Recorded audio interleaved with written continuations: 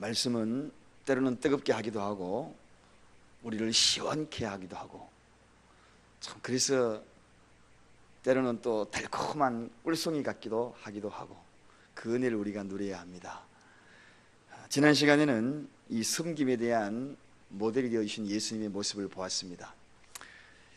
예수님이 우리를 통하여서 이 섬김에 대한 실체를 직접 보여주시면서 섬김은 과연 종이 되는 것이다, 종이 되는 것이다. 우리 사랑교회에 출입하는 이상 나는 대우받으려고 이곳에 오는 것이 아니라 종이 되려고 온다, 이런 각오가 있을 때에 말씀도 꿀송이처럼, 그리고 으뜸이 되고자 하는 대로 오히려 낮아지는 종의 모습이 될 때에 주님은 으뜸의 자리로 우리를 인도하여 줄 것이고, 내가 대우받겠다고 높아지려고 할 그때에 주님은 우리는 가장 낮은 자리로, 비천한 자리로 우리를 내몰고 심지어는 네 것 가지고 가라 하는 그러한 말씀을 듣게 될 것입니다. 그래서 우리는 어찌하든지 간에 어떻게 하면 저분보다 내가 낮아질까, 어떻게 하면 나는 낮은 모습으로, 종의 모습으로 섬길까, 그 모습이 주님 나라에서는 으뜸이 되는 가장 큰 길이다. 그 모습을 주님이 일러주셨습니다. 이제 오늘은 이 소경의 외침이라는 제목을 가지고 말씀을 좀 나누려고 합니다. 소경들이 어떻게 외쳐서 주님의 가던 발걸음을 멈추었고, 그리고 그 멈춘 그 이후로 예수님은 무엇을 하셨고, 그리고 그 소경들은 어떻게 되었는가 하는 그런 과정들을 한번 살펴보고자 합니다. 예루살렘으로 향하는 예수님의 발걸음은 여전했습니다. 이제 예수님은 예루살렘으로 들어가 입성을 하고, 그리고 난 다음에 십자가를 지실 그 중대한 일을 앞에 두고 걸음을 옮기고 있었습니다. 그때 아랑곳 없이 어느 곳에서 나타났는지 두 소경이 예수님의 이름을 부릅니다. 다윗의 자손이여 우리를 불쌍히 여기소서 하고 큰 소리로 외칩니다. 제자들의 만류에도 불구하고 그 소리가 오히려 더 크게 외쳐지는 것을 보게 됩니다. 자, 주님, 주의 이름을 부르는 자, 다윗의 자손이여 예수여 우리를 불쌍히 여기소서. 주의 이름을 부르는 자, 이러니까 베드로의 고백이 생각이 납니다. 주의 이름을 부르는 자는 구원을 얻으리로다. 이게 베드로의 고백이었거든. 베드로의 신앙 고백이 오늘 이 두 소경의 외침이었습니다. 대체로 신앙의 비밀을 깨닫는 자, 그리고 신앙의 놀라운 하나님의 비밀들을 아는 자는 누구인가? 악착같이 주의 이름을 부르는 자였습니다. 끝까지 포기하지 아니하고 이 두 소경처럼 주의 이름을 부르는 자들, 여러 환경과 여건을 아랑곳하지 아니하고 주의 이름을 부르는 자들, 끝까지 인내하며 주의 이름을 부르는 자들, 응답이 올 때까지 그의 이름을 부르는 자들, 그들은 하늘의 비밀을 알았습니다. 크고 비밀한 일을 알았습니다. 예레미야 33장 3절처럼 크고 비밀한 일을 알게 됩니다. 주의 이름을 부르는 자들. 소경의 외침은 다윗의 자손이야. 이 다윗의 자손이라고 부르는 이유는 메시아적인 성격을 갖고 있습니다. 구약의 많은 예언들이 다윗을 그 후손들을 통하여 메시아가 온다는 것. 그래서 이 고백은 엄청난 고백입니다. 다윗의 자손이야. 메시아, 우리를 구원하는 유일한 대안, 나의 모든 소원을 이루게 될 유일한 그 이름, 예수, 다윗의 자손이에요. 그 이름이 바로 다윗의 자손입니다. 이 고백을 하는 이 두 소경의 그 믿음, 대단한 외침이요, 대단한 부르짖음입니다. 여러분, 캐더링이라는 존 캐더링이라는 찰스 캐더링이라는 사람이 제너럴 모터의 공장장으로 일할 때입니다. 제너럴 모터라는 건 GM 자동차 회사를 이야기합니다. 옛날에 우리나라에 제무시, 그리고 지금도 우리나라에 GM 자동차가 많이 들어와 있죠. 그 사람은 미국에서 기계적인 분야에서는 최고 권위자 GM. 어느 날 이 사람에게 기자들이 묻습니다. 당신은 기계적인 그 소질이 탁월하여 지금 미국에서 최고의 기술자인데, 그래서 공장장이기도 합니다. 당신이 그 손으로 한 것이 가장 위대한 한 것이 무엇입니까? 이렇게 질문합니다. 많은 기자들이 그 질문의 기대치가 뭐겠습니까? 이 손으로 제가 어떤 부품을 어떻게 만졌습니다. 이렇게 기대를 했습니다. 그때에 이 공장장 캐드링이 이야기합니다. 저는 이 손으로 한 것은 두 손을 모아 하나님 앞에 기도한 것이 가장 내 생애의 위대한 그러한 일이었습니다. 그렇게 대답했다고 합니다. 끊임없는 악착 같은 그런 기도, 두 손을 모으고 주님 앞에 엎드렸던 포기하지 않는 그 기도가 그의 인생에서 가장 위대한 그러한 손이 되었다. 여러분, 오늘날 많은 사람들이 기도의 모델을 찾고 있습니다. 어떻게 기도해야 되는가? 오늘 이 두 소경의 이 외침, 다윗의 자손이여 우리를 불쌍히 여기소서. 포기하지 아니하고 그들에게는 전혀 보이지 아니하고 그저 귓가에 들리는 그러한 소문밖에 없었습니다. 많은 사람들은 예수님의 얼굴을 보기나 했지, 지나갈 때 먼 자취에서 뒷모습이라도 보기는 했지. 오늘 이 두 사람은 그게 아닙니다. 단지 들려오는 그런 소문, 그걸 듣고 지금 부르고 있는 겁니다. 사랑하는 여러분, 오늘 이 두 사람의 이 심령, 이 갈급한 이 외침을 우리는 오늘 기억을 해야 합니다. 이 자리에 저와 여러분들이 이 소경의 외침을 기억하며 그의 모습에 우리가 어떤 자세로 주님의 이름을 불러야 할 것인가, 그것을 우리에게 보여주고 있는 것입니다. 신앙은 뭐냐? 하나님의 주권적인 능력을 나를 맡기는 것입니다. 오늘 이 두 소경은 단지 소문 듣고 그분이면 무엇인가 할 수 있다는 것, 그분이면 무엇인가 우리의 소원을 들어줄 수 있다는 것, 그것을 전적으로 주권을 하나님 앞에 맡기는 것을 봅니다.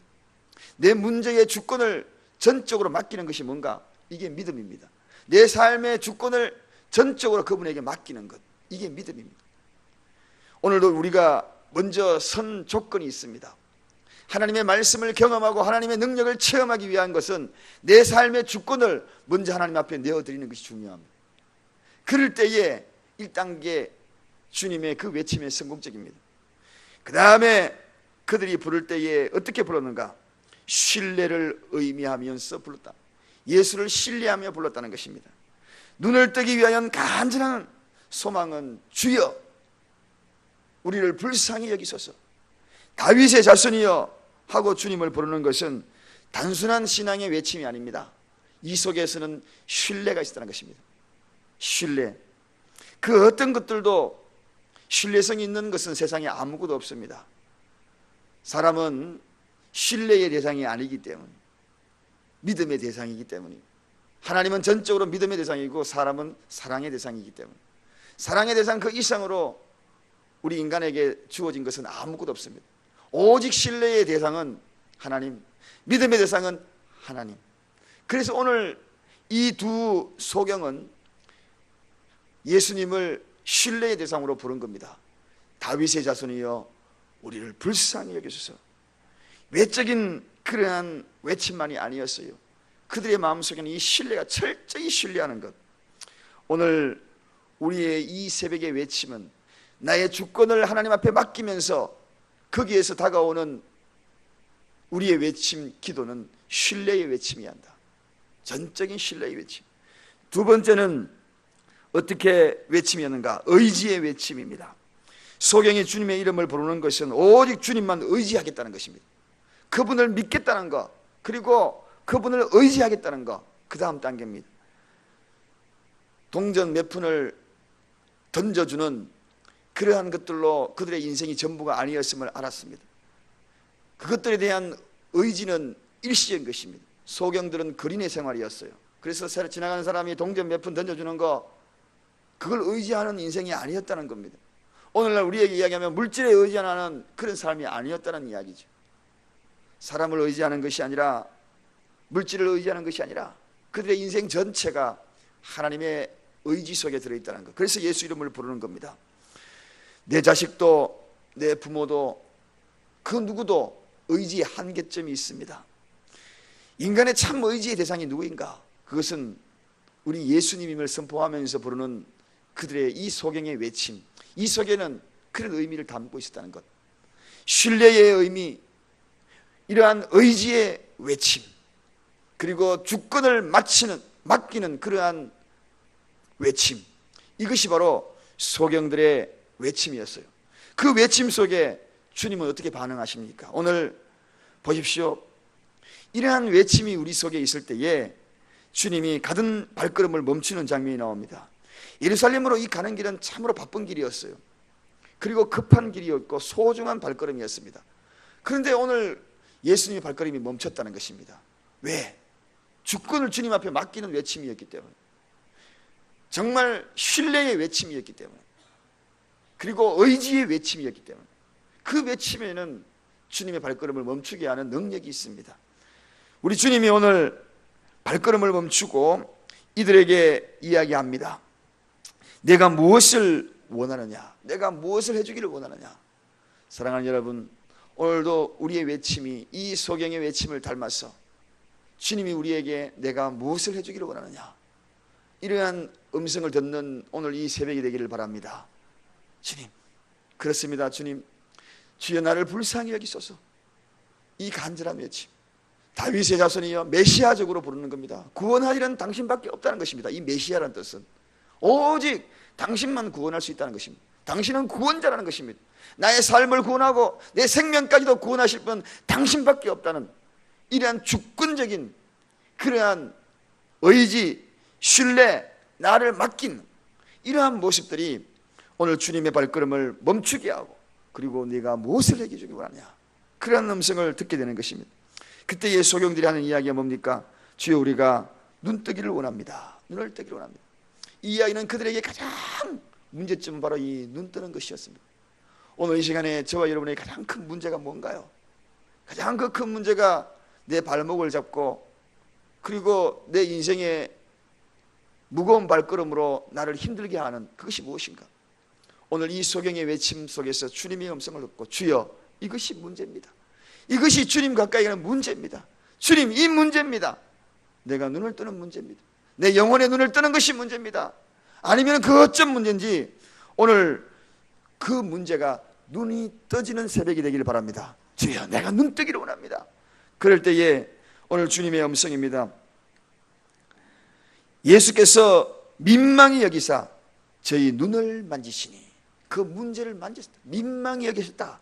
이 이야기는 마음이 그렇게 아프셨다는 것입니다. 동질감을 느꼈다는 것입니다. 그렇구나.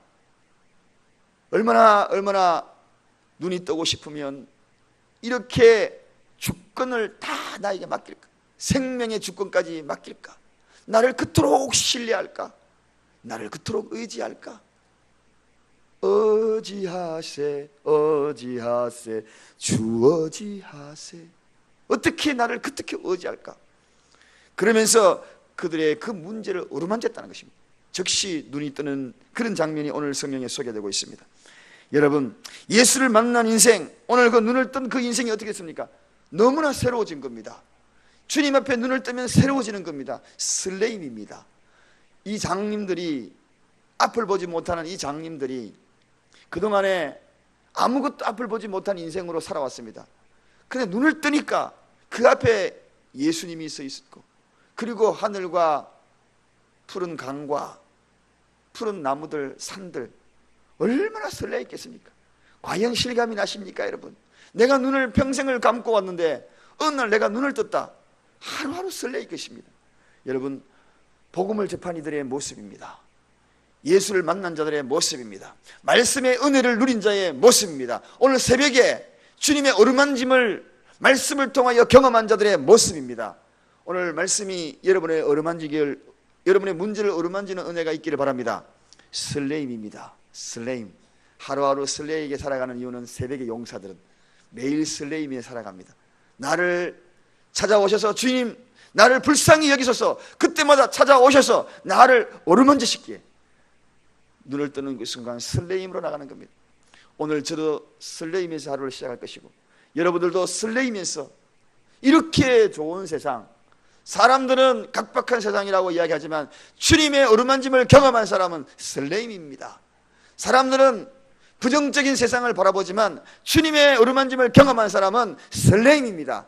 오늘도 어떻게 나에게 다가오실까? 어떤 마음으로 어떻게 살아갈까? 세상 별것 아닙니다. 주님이 어루만지면 보는 눈이 달라져요. 산천초목이 달라지는 것입니다. 보지 못했던 것들을 매일매일 보면서 살아갈 것입니다. 그리고 난 다음에 그들이 하는 일이 뭡니까? 오늘 성경에 보니까 예수를 쫓았다. 설레이는 자는 쫓습니다. 그럼조차도 어슬렁 오늘 하루 어떻게 할까? 오늘 내가 일터에 어떻게 일을 할까? 오늘 어떻게 내가 직장에 가가지고 내 사업통에 어떻게 갈까? 이게 아니에요. 쫓아가. 설레임으로 쫓아가는 거예요.